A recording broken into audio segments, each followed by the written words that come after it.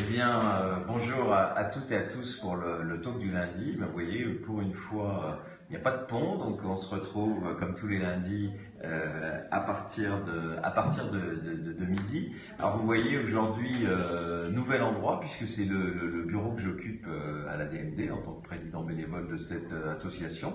Donc vous me voyez à ce bureau, et puis on va aller maintenant au nouvel endroit où nous pourrons faire ce talk du lundi, puisque a priori maintenant le Wi-Fi marche beaucoup mieux dans nos installations, donc j'espère que ce sera de bonne qualité. Donc on va se retrouver désormais ici le lundi à 12 heures.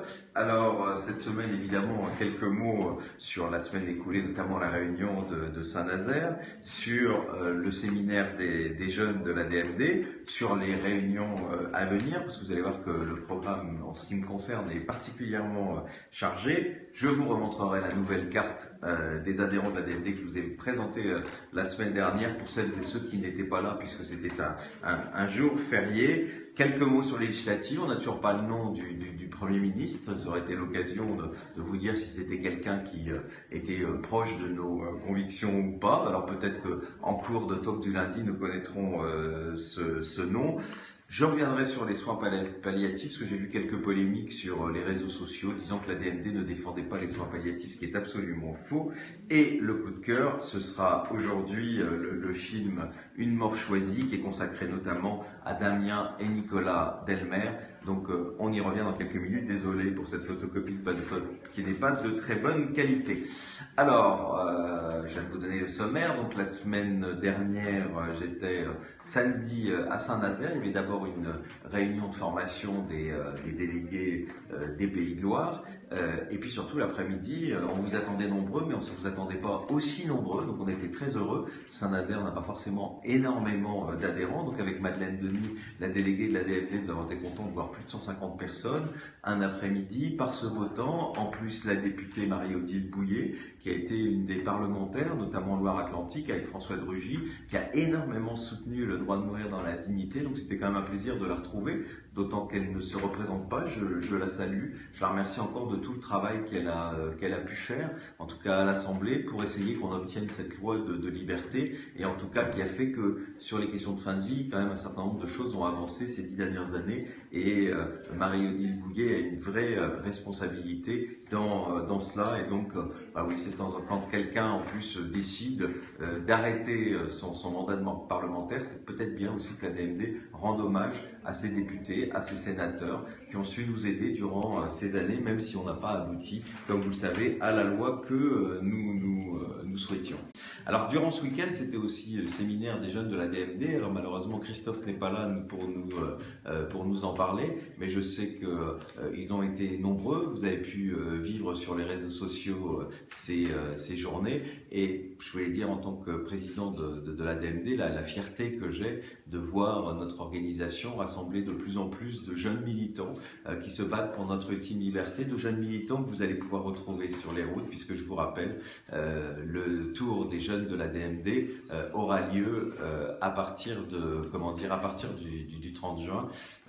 Comme vous le savez. Alors, excusez-moi, je suis un peu troublé parce qu'à côté, il y a le chien de Philippe Loyal qui est en train de s'amuser, donc on fait beaucoup de bruit, et donc c'est un peu troublant, mais c'est ça un peu la vie au sein de la DMD. Donc les jeunes, j'ai aussi oublié de vous dire, parce qu'au-delà du tour de la DMD, le 24 juin, ils seront aussi au Solidaise. Vous savez, quand les jeunes de la DMD, ils ont tous les ans un stand, donc à celles et à ceux d'entre vous qui iront voir les concerts au Solidaise, n'hésitez pas à aller voir le stand des jeunes de la DMD qui vous attendront avec plaisir.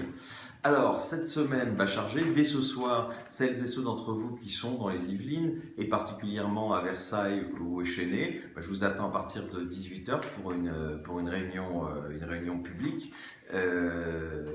Voilà, dans ce département qui n'est pas forcément un département où on y a beaucoup d'amis sur la cause, dans une circonscription à côté de celle de Christine Boutin et de Monsieur Poisson, donc des gens qui ne nous défendent pas particulièrement. Je pense que ce serait bien que vous veniez nombreuses et nombreux pour montrer que même au cœur des circonscriptions de militants anti-choix qui ne veulent pas nous laisser le choix, vous êtes mobilisés parce qu'il faut évidemment que ça change durant ces législatives. Samedi prochain, ce sera le conseil d'administration de l'ADMD que je présiderai, donc un conseil important parce que vous savez que nous sommes en fin de mandat et donc nous allons préparer les prochaines élections. Donc le conseil d'administration va valider les candidatures pour les prochaines élections. Et puis l'après-midi à 17h, je suis invité de l'université de la libre pensée. Donc vous trouverez tous les renseignements sur Internet pour évoquer la question de la fin de vie, un entretien vidéo et donc public, puisque évidemment c'est ouvert au public, et que vous retrouverez sur les réseaux de la libre pensée dans les jours qui viennent. Et enfin, le 23 mai, mardi prochain, je serai à Nevers pour une réunion publique. Donc si vous habitez dans le département de la Nièvre, j'espère vous rencontrer nombreuses et nombreux. Alors voilà, terminé sur le programme. Il n'y aura sûrement pas malheureusement de talk du lundi prochain, parce que j'ai une journée un peu compliquée, ce sera un peu difficile de vous rejoindre, mais on se retrouvera dans 15 jours. Donc fini le programme, je vous rappelle qu'il y a une nouvelle carte d'adhérents pour celles et pour ceux qui n'ont pas regardé le talk du lundi. Nous avions avant une carte qui durait un certain nombre d'années, beaucoup d'entre vous la perdaient, la réclamaient régulièrement, et puis en plus dessus elle n'avait pas tous les renseignements nécessaires et utiles.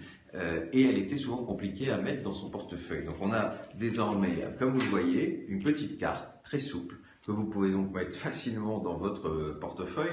Donc c'est une indication importante. Vous savez que l'État n'a toujours pas fait de fichier national des directives anticipées, qu'un médecin urgentiste qui vous voit n'a pas forcément accès au fichier de l'ADMD. Et donc c'est important de l'avoir sur soi parce qu'évidemment il y a les renseignements qui vous concernent de ce côté-là. Alors, on ne va pas mettre trop de choses pour pas qu'on voit... ah non, il n'y a pas l'adresse, donc c'est bon. On y indique qu'on a rédigé des directives anticipées, la date de ces directives anticipées, d'où l'importance que vous envoyez à notre fichier de directive anticipée votre directive, parce que vous voyez, si un médecin sort cette carte de votre portefeuille, en général, vous savez, comme ils cherchent la carte vitale, ils vont tomber sur cette carte et ils sauront que vous avez les directives anticipées et qu'elles sont au siège de la DMD. Un petit texte qui dit qu'évidemment on refuse tous les traitements dont l'alimentation et l'hydratation, qu'on veut que nos douleurs soient évidemment soulagées, de bénéficier de ce que la seule chose qui existe d'une sédation profonde et continue, et évidemment de bénéficier d'une euthanasie le jour où ça deviendra légal. Vous signez, et puis de l'autre côté, vous voyez, moi je ne l'ai pas encore rempli, mais je vais le faire, vous mettez vos personnes de confiance. Donc vous voyez qu'en fait cette carte elle est extrêmement complète, très souple, facile à transporter, mais il faut vraiment l'avoir dans son portefeuille, toujours avec vous. Donc on y reviendra peut-être, parce que je sais que certains n'ont pas forcément toujours compris l'intérêt de cette carte. Vous voyez qu'elle est extrêmement complète, ça ne remplace bien sûr pas vos directives anticipées. Il faut bien sûr les faire. Ça y fait référence directement et c'est donc plus simple, même pour vos proches. Il nous arrive quelque chose, on est dans le coma, nos proches regardent dans notre portefeuille, ils tombent là-dessus. Parfois, vous n'avez pas parlé à tout le monde, ce qui n'est pas bien d'ailleurs, parce qu'il faut le dire à vos proches qu'on a écrit des directives anticipées. Mais si vous ne l'avez pas fait, je veux dire que c'est une vraie garantie. Donc, elle a été vraiment beaucoup réfléchie et je pense que c'est, en tout cas, c'est très utile de l'avoir toujours sur vous, à côté de votre carte vitale. Voilà, mais on y reviendra parce que je vous dis comme c'est important, je pense que les messages, il faut parfois les redire pour que vous les sachiez tous. Alors évidemment, toujours les législatives, là plus que jamais, puisque quasiment tous les candidats commencent à être connus aujourd'hui.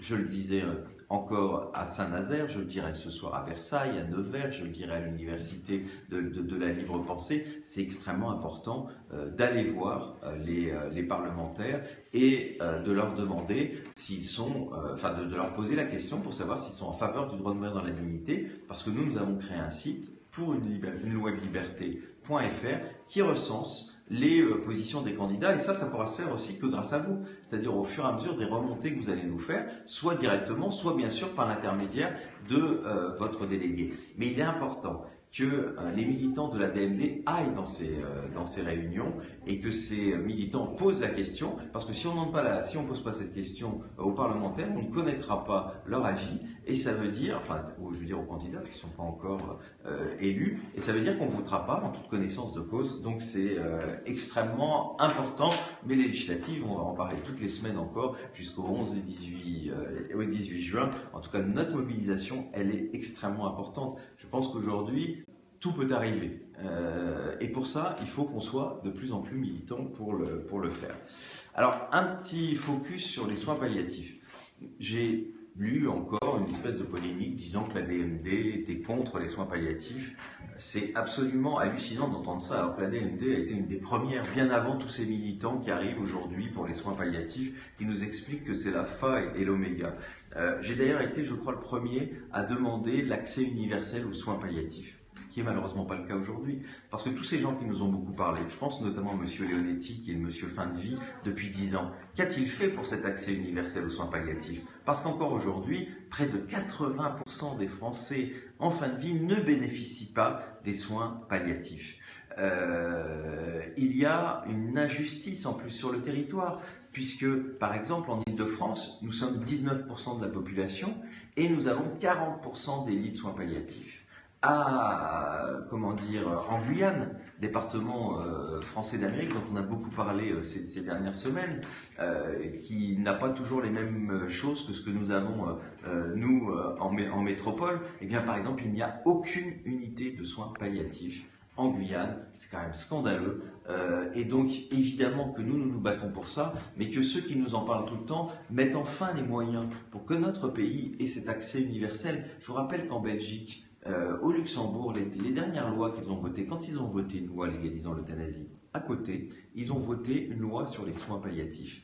Et il y a un accès bien meilleur dans nos pays, dans ces pays, sur les soins palliatifs que dans notre pays, même s'il faut aussi dire la vérité, les soins palliatifs ne résolvent pas toutes les situations, et c'est bien pour ça qu'il est important dans le même temps de légaliser l'euthanasie, le suicide assisté, et puis de faire que les directives anticipées soient évidemment totalement opposables, ce qui n'est toujours pas le cas dans le cadre de la 3e loi Leonetti en France. Donc vous voyez, la DMD se bat pour des soins palliatifs, parce que beaucoup d'entre nous iront dans ces soins palliatifs, mais il y aura sûrement, comme aux Pays-Bas, vous savez, aux Pays-Bas, c'est 4% des morts le sont par euthanasie ou suicide assisté, et bien ce sera sûrement la même chose en France. Et à ceux qui disent que c'est pas beaucoup, bah quand même, imaginez, d'abord ça pourrait être vous qui êtes dans ces 4%, et puis 4% c'est quoi? C'est 20 000, 25 000 personnes, on a à peu près 570 000 morts par an dans notre pays, donc on voit que 4%, c'est pas du tout négligeable, c'est plus de 50 euthanasies par jour, et c'est donc pour ça qu'il faut une loi complète, mais je le rappelle,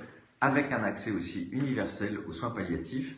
Il doit y avoir un choix complet en fin de vie pour chacune et chacun d'entre nous, parce qu'en plus, on est toujours dans le doute, on ne sait pas ce qu'on voudra à la fin, peut-être vivre le plus longtemps possible, ou peut-être arrêter nos souffrances, parce qu'il n'y a pas non plus un principe, je vous rappelle, dans une république laïque qui vous oblige à vivre le plus longtemps possible, et notamment dans la souffrance. Alors le coup de cœur, j'ai essayé d'attraper quelque chose d'un peu plus sympa, puisque j'ai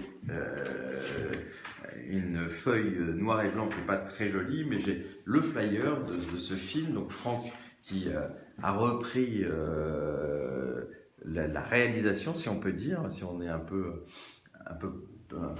prétentieux de ce talk du lundi, vous a montré donc ce flyer, une mort choisie. C'est un film notamment globalement sur la question de la fin de vie, et puis surtout sur Damien et Nicolas Delmer. Damien et Nicolas Delmer, pour les plus anciens militants d'entre vous, vous les connaissez, ce sont des militants, des jeunes garçons qui sont atteints d'une maladie génétique et qui se battent depuis longtemps pour avoir le droit de mourir dans la dignité. Nicolas était avec